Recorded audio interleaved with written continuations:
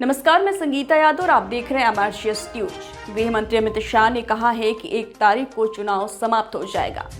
होगा या नहीं होगा, जनता से उन्होंने इसका जवाब मांगा। उत्तर आया, हो जाएगा। काउंटिंग कब है? जवाब मिला 4 जून को। उसके बाद गृह मंत्री ने कहा कि दोनों शहजादे राहुल बाबा व अखिलेश जी ने 6 जून के लिए टिकट बुक करा दिया है। इन्हें विदेश में वैकेशन पर जाना है। गृह मंत्री गुरुवार को बीएसए ग्राउंड में भाजपा प्रत्याशी सांसद जगदम्बिका पाल के समर्थन में आयोजित जनसभा को संबोधित कर रहे थे। संबोधन की शुरुआत करते ही उन्होंने कहा कि 400 पार करना है कि नहीं, जनता से आवाज आई, करना है। फिर उन्होंने लोगों से जय हिंद का नारा लगवाया। जिनको जिताने की मैं अपील करने के लिए यहाँ आया हूँ, मेरी बात मान लेना डुमरियागंज वालों।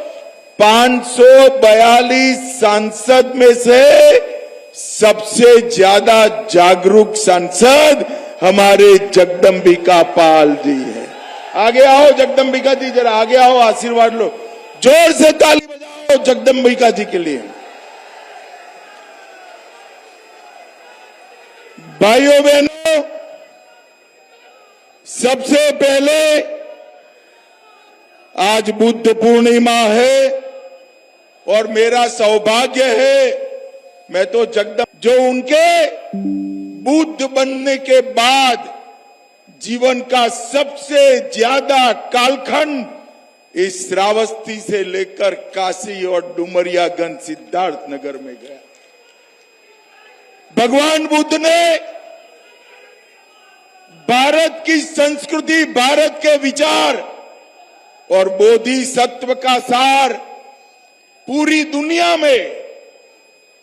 दुनिया में पहुंचाने का काम किया।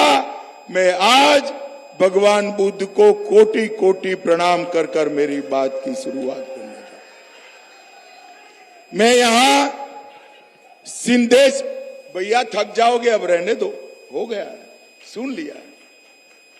आज मैं यहां सिंधेश्वरी मंदिर, पलटननाथ मंदिर, झारखंडी महादेव, गालापुर माता मंदिर और भारत भारी मंदिर को प्रणाम कर कर मेरी बात की शुरुआत।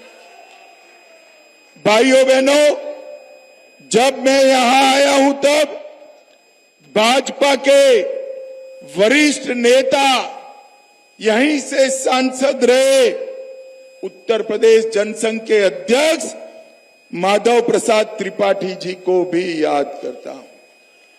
आज उत्तर प्रदेश में ये जो कमल चहु और खिला हुआ दिखता है, उसकी नींव डालने का काम माधव प्रसाद जी ने किया था और वो यहीं के सांसद थे। भाइयों बहनों,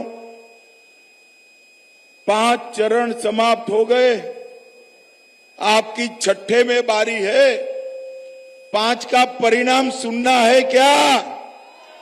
अरे जोर से बोलो, सुनना है क्या?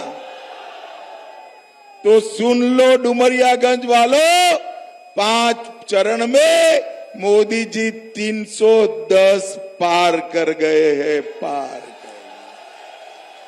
कर। और ये जो इंडी अलायंस है ना, इंडी अलायंस, इसका सुपड़ा साफ हो गया है। मेरी बात याद रखना, राहुल बाबा आप भी सुन लेना। मैं आप डुमरियागंज वालों सबसे पहले आपको बताकर जाता हूं, कांग्रेस इस बार 40 भी पार नहीं कर रही है, 40 भी पार। और अखिलेश जी को 4 सीट भी नसीब नहीं होने वाली है। भाइयों बहनों, इस चुनाव में जगदम्बिका जी के नाम के सामने जो कमल का निशान है, उस पर आप बटन दबाओगे तो जगदम्बिका जी तो सांसद बनेंगे, मगर उसके साथ साथ मोदी जी भी तीसरी बार प्रधानमंत्री बनेंगे। भाइयों बहनों, ये विपक्ष एक घमंडिया गठबंधन बनाकर आगे बढ़ा है। मैं आज यहां से राहुल बाबा को पूछना चाहता हूं, कोई संभावना नहीं है, दूर दूर तक नहीं है। मोदी जी ही प्रधानमंत्री बनने वाले हैं। मगर देश की जनता जानना चाहती है कि आपको अगर बहुमत मिलता है तो आपका प्रधानमंत्री कौन होगा। कोई दिखाई पड़ता है भाई आपको? दिखाई पड़ता है? चलो मैं एक एक कर कर पूछता हूं। शरद पवार जी बन सकते हैं क्या? सकता है क्या? भारत को आत्मनिर्भर और कोई बना सकता है क्या? महान भारत की रचना मोदी जी के अलावे कोई कर सकता है क्या? कर सकता है? 60 करोड़ गरीबों के जीवन में दीपक जलाने का काम मोदी जी के अलावे और कोई कर सकता है क्या? भाइयों बहनों, ये लोग अपने परिवार के लिए निकले हैं और मोदी जी उनका परिवार ही 130 करोड़ भारतीय है। 130 करोड़। भाइयों बहनों, मुझे एक बात बताओ, डुमरियागंज वालों, सोच कर बताना भाई, ये पाक ऑक्यूपाई कश्मीर हमारा है या नहीं? अरे जोर से बोलो, है या नहीं है? ये पाकिस्तान के नेता कहते हैं पाक ऑक्यूपाई कश्मीर हमारा है, और कांग्रेस के नेता भी कहते हैं उनके पास एटम बम है, उनका सम्मान करो। अरे राहुल बाबा, एटम बम से डरने वाले भाजपा वाले नहीं है, नहीं है। मैं आज डुमरियागंज की जनता को कहकर जाता हूं, पाक ऑक्यूपाई कश्मीर भारत का है, रहेगा, और हम उसको वापिस लेकर रहेंगे। ये हमारा निर्धार। भाइयों बहनों, इन लोगों की मानसिकता देखिए। पाकिस्तान के पास एटम बम है तो पाक ऑक्यूपाई कश्मीर दे देंगे। अरे भाई, एटम बमों से देश के मसले हल नहीं होते हैं, नेता के एटम बम जैसे वज्र इरादों से होते हैं, जो मोदी जी में है, मोदी जी में। भाइयों बहनों, जब मैं 370 हटाने का बिल लेकर खड़ा हुआ, मोदी जी ने एक बड़ा फैसला किया कि इस देश में 2 संविधान नहीं रह सकते, 2 झंडे नहीं रह सकते, 2 प्रधान नहीं रह सकते।